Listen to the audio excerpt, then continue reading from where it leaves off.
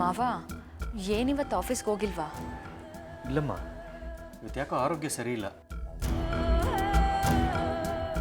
ಮಾವ, ಶಿವಾನಿ ಬಗ್ಗೆ ನಿಮ್ಮ ಅಭಿಪ್ರಾಯ ಏನು?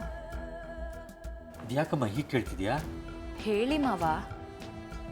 ಒಳ್ಳೆ ಹುಡುಗಿ ಅಂತ ನನಗನ್ನಿಸ್ತಾ ಇದೆ.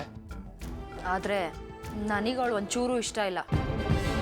ನೋಡಮ್ಮ, ನಮಗೆ ಎಲ್ಲರಲ್ಲೂ ಎಲ್ಲ ಗುಣನೂ ಇಷ್ಟ ಆಗೋದಿಲ್ಲ.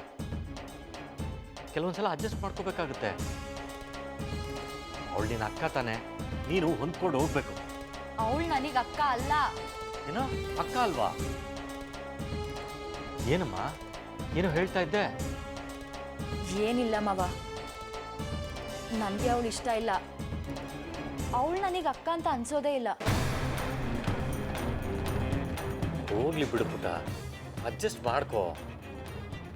ಅದು ಸರಿ, ನಿನ್ಗೊಂದು ಗಂಡು ನೋಡಿತ್ತಲ್ಲ, ಏನಾಯ್ತು? ಅಮಲಾನೋ ಅವಳು ನನ್ಗೆ ಯಾವ ವಿಷಯನೂ ಹೇಳೋದೇ ಇಲ್ಲ, ಅದಕ್ಕೆ ನಿನ್ನನ್ನು ಕೇಳ್ತಾ ಇದ್ದೀನಿ. ಮಾವ, ಅವನು ಪಕ್ಕಾ ಪೊರ್ಕಿ. ಅವತ್ತು ದೊಡ್ಡ ಮನೆ ಹುಡುಗನ ಥರ ನಾಟಕ ಆಡ್ಕೊಂಡು ಬಂದಿದ್ದ. ಪಪ್ಪ ಅವನ ಬಗ್ಗೆ ಎಲ್ಲ ವಿಚಾರಿಸಿದ್ದಾರೆ.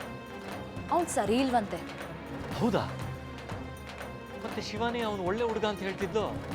ಅದಕ್ಕೆ ಹೇಳಿದ್ದು ಶಿವಾನಿ ನನಗಿಷ್ಟ ಇಲ್ಲ ಅಂತ. ಅವಳು ಏನಾದರೂ ಈ ಥರ ಕಿತಾಪತಿ ಮಾಡ್ತಾನೆ ಇರ್ತಾಳೆ. ಹೋಗ್ಲಿ ಬಿಡು, ಅವಳಿಗೂ ಏನೋ ಕನ್ಫ್ಯೂಸ್ ಆಗಿರಬೇಕು. ನೋಡು, ಏನು ಟೆನ್ಷನ್ ಮಾಡ್ಕೋಬೇಡ. ಒಳ್ಳೆ ಹುಡುಗನ ನೋಡಿ ನಾನು ನಿನಗೆ ಮದುವೆ ಮಾಡಿಸ್ತೇನೆ. ಹಾಗಾದ್ರೆ ರಾಜನೇ ನನಗೆ ಮದುವೆ ಮಾಡಿಸ್ಬಿಡಿ.